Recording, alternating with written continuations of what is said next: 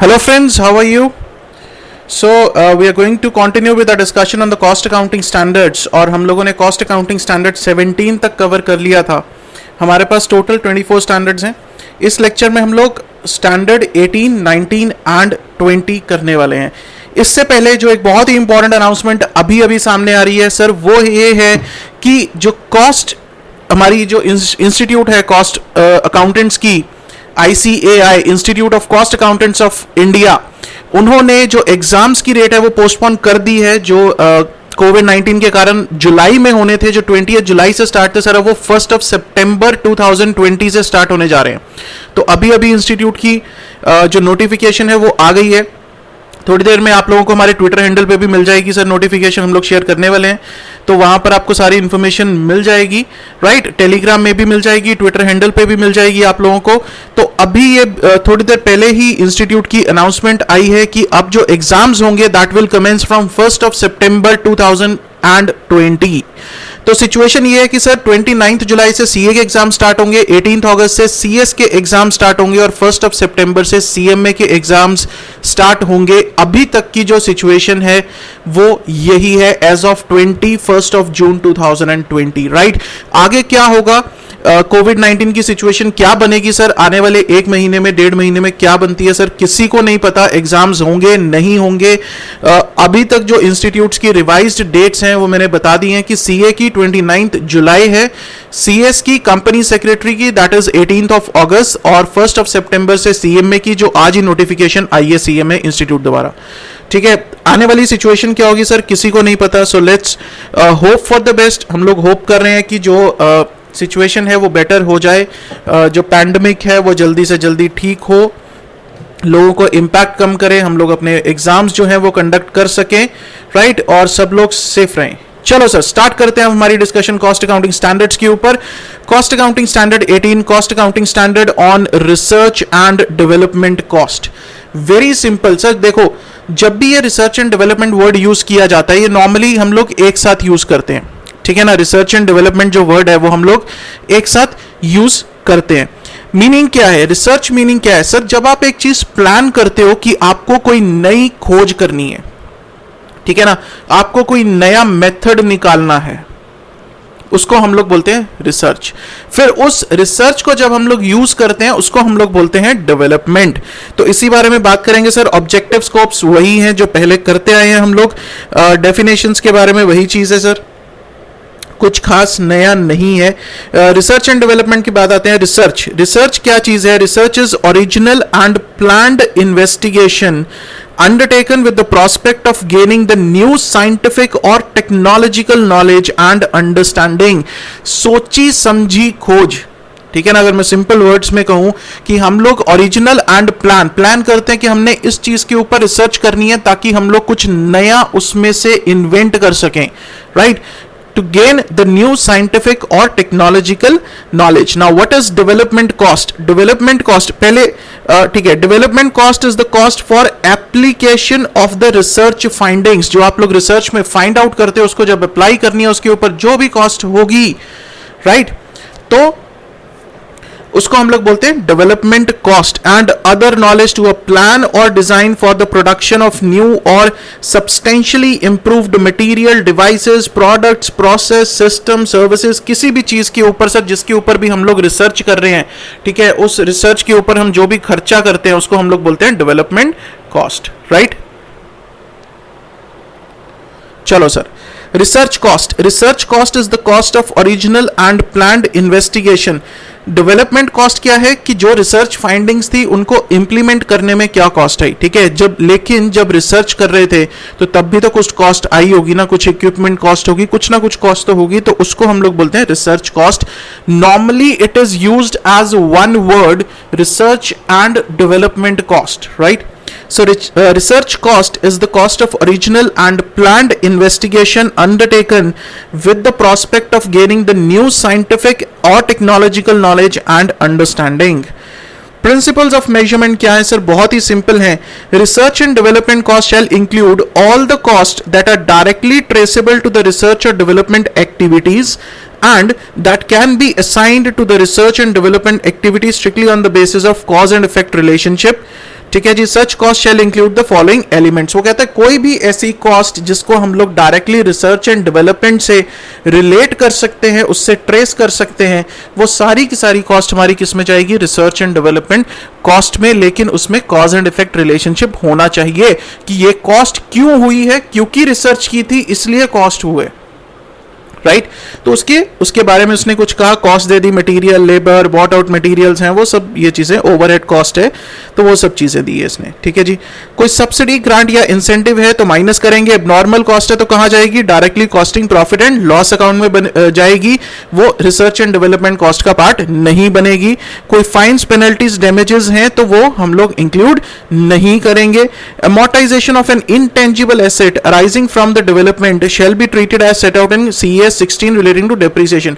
वो कहता है कि अगर रिसर्च के दौरान, ठीक है, कोई भी इनटेंजिबल एसेट का जन्म होता है, कोई इनटेंजिबल एसेट हमारे सामने आता है, तो उसकी जो डेप्रिसिएशन है, उसकी जो अमोर्टाइजेशन है, वो किस तरह से करेंगे, as per cost accounting standard 16 जो हम लोगों ने लास्ट लेक्चर में किया था। Research and development cost shall not include the imputed cost. इसमें हम लोग इंप्यूटेड कॉस्ट को इंक्लूड नहीं करेंगे। क्रेडिट रिकवरीज है तो उसको हम लोग माइनस करेंगे। सर वही चीजें हैं जो हम लोग पढ़ते आ रहे हैं, ठीक है। Research and development cost incurred for the development and improvement of an existing process और product shall be included in the cost of production. वो कहता है एग्जिस्टिंग प्रोडक्ट या प्रोसेस को इंप्रूव करने के लिए अगर कोई आपने रिसर्च एंड डेवलपमेंट कॉस्ट की है तो वो उस प्रोडक्ट की प्रोडक्शन कॉस्ट में इंक्लूड करेंगे। कॉस्ट शीट का नया फॉर्मेट, उसमें क्या किया उन्होंने, उसमें उन्होंने quality control cost, research and development cost भी इंक्लूड की है जब कॉस्ट ऑफ प्रोडक्शन हम लोग निकालते हैं, ठीक है जी, समझ में आ गया।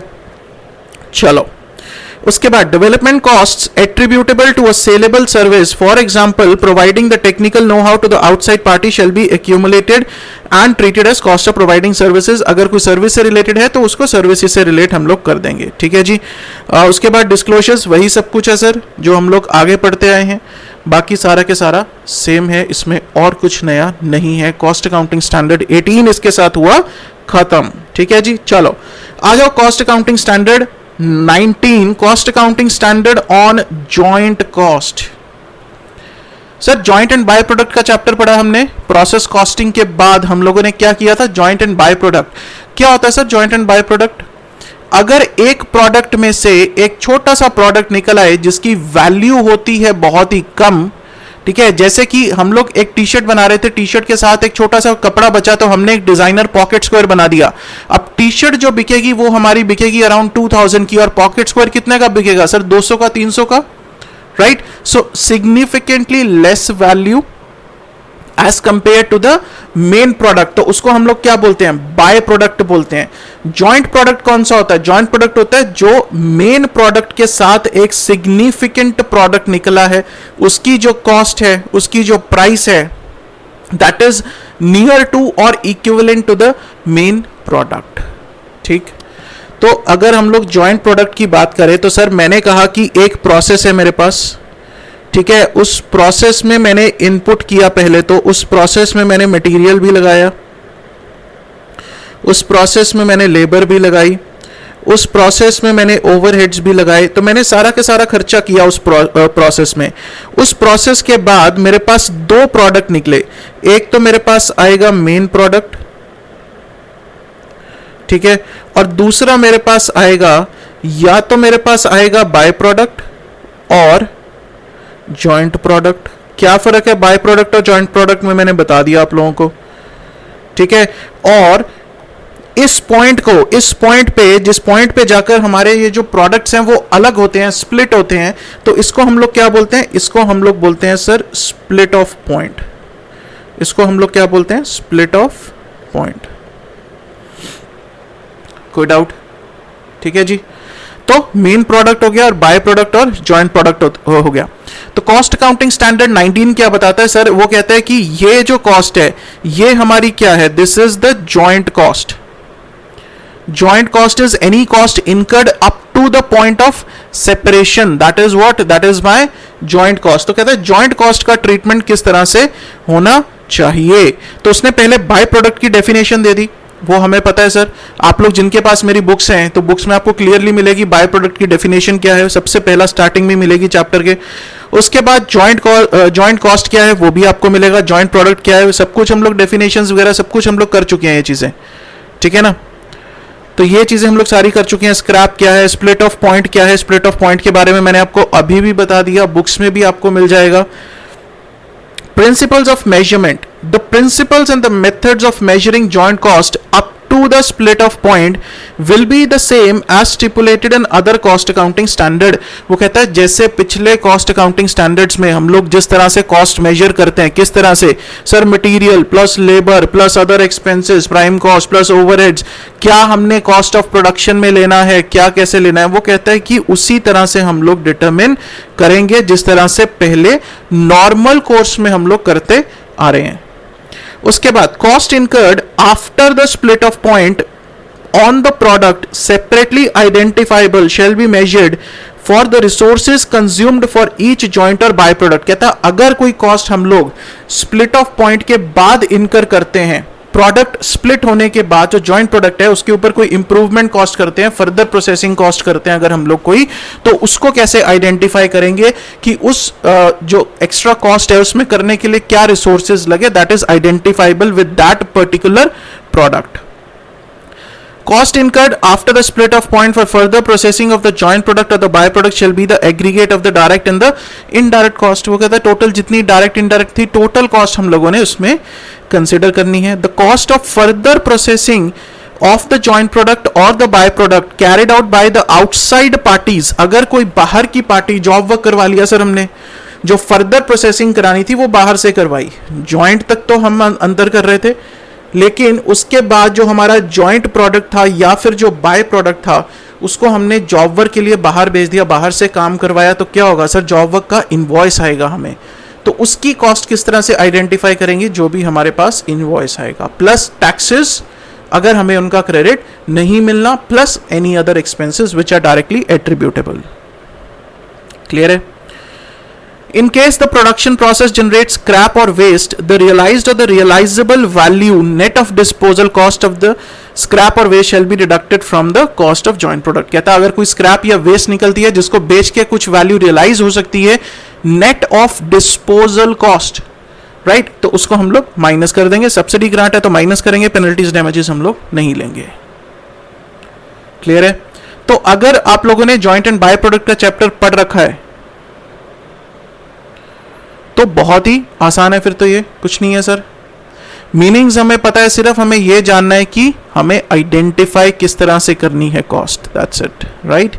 तो डिस्क्लोजर्स है, इफेक्टिव डेट है इसकी, shall be effective from the period commencing on और आफ्टर, दे नहीं रखी सर, कोई दिक्कत नहीं है, ठीक।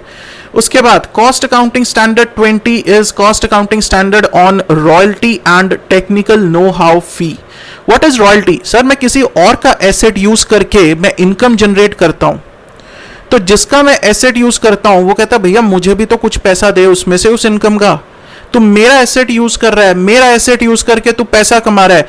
वेरी सिंपल सर, मेरे पास 10 टैक्सी है, राइट, मैंने टैक्सी किसी और को दे दी, लेकिन मैंने उसको यह कहा कि तुम मेरा एसेट यूज कर रहा है, उसमें से जितना पैसा आएगा उसमें से 10% शेयर मेरा, दैट इज रॉयल्टी। ठीक है। टेक्निकल नो हाउ कि अगर मेरे पास कोई टेक्निकल नॉलेज है, मैं किसी को उसकी सर्विसेज देता हूं उस टेक्निकल नॉलेज से रिलेटेड, तो उसकी जो भी फी चार्ज करूंगा। ठीक है।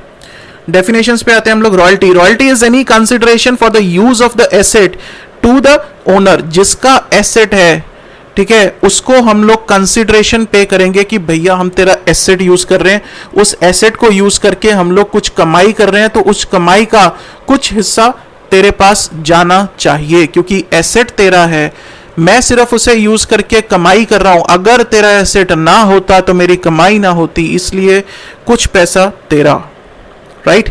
So royalty is often expressed as a percentage of the revenues obtained by the use of the owner's asset. Clear है? Technical service fee, the technical service fee is any consideration payable to the provider of the technical or the managerial services.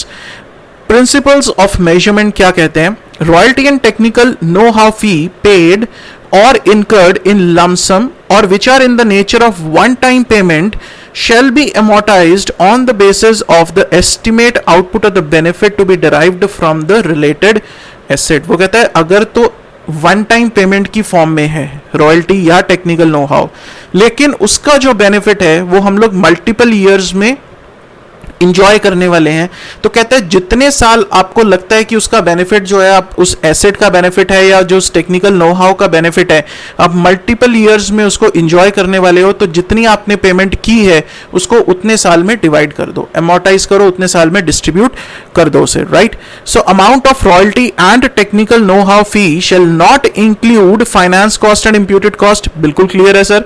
Subsidy grant अगर incentive कोई मिलता है तो उसको हम लोग reduce कर देंगे, शेल बी रिड्यूस्ड, कॉस्ट कम हो जाएगी। पेनल्टीज डैमेजेस हैं तो हम लोग नहीं लेंगे, क्रेडिट्स या रिकवरीज है तो हम लोग उसको डिडक्ट करेंगे। एनी चेंज तो पता ही है सर, चेंज तभी करेंगे अगर लॉ की रिक्वायरमेंट है या उससे हमें लगता है कि हमारी जो कॉस्ट स्टेटमेंट्स है उनकी बेटर प्रेजेंटेशन हो सकती है, हम उसी केस में उसे सिर्फ चेंज करेंगे, right. So assignment of cost क्या है, वो कहता है कि अगर तो directly traceable to the cost object है, वेल एंड गुड, अगर नहीं है तो यूनिट्स प्रोड्यूस्ड के बेसिस पे कर सकते हो या यूनिट सोल्ड के बेसिस पे या सेल्स वैल्यू के बेसिस पे उसे डिस्ट्रीब्यूट कर सकते हो, ठीक है सर। उसके बाद प्रेजेंटेशन है, डिस्क्लोजर्स है, सब इजी है, इसमें कुछ ज़्यादा पढ़ने वाला है नहीं है, ठीक है। और सीए में एग्जाम के पॉइंट ऑफ व्यू से देखें तब भी बहुत ज़्यादा इसमें से और कुछ पूछा नहीं जाएगा। आपको बेसिक चीज़ें पता होनी चाहिए कि कॉस्ट अकाउंटिंग स्टैंडर्ड हमारे पास कहता क्या है। तो इसके साथ हमारे 18, 19 एंड 20 तीन कॉस्ट अकाउंटिंग स्टैंडर्ड्स इस लेक्चर में हम लोगों ने कंप्लीट कर लिए हैं, right. So that's all for this lecture friends, thank you so much.